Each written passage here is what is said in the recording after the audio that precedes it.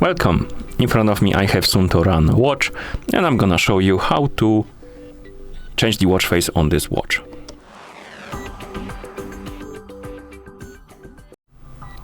First, we need to open the control panel on our watch. To do that, wake up the screen by pressing the crown button, and once you're on the home screen, the current watch face, swipe up on the screen to open the widgets page, and on the widgets page you should see the control panel.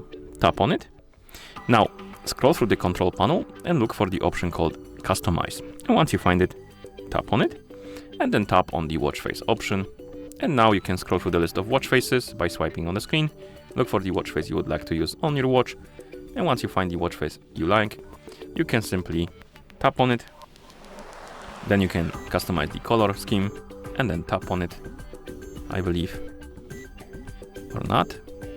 Oh, we can swipe left to continue, or you can press the middle button, I believe, the crown button, and here we can change the widgets. We have a couple of widgets on the screen, and we can select one by tapping on it, then selecting something we like to be displayed.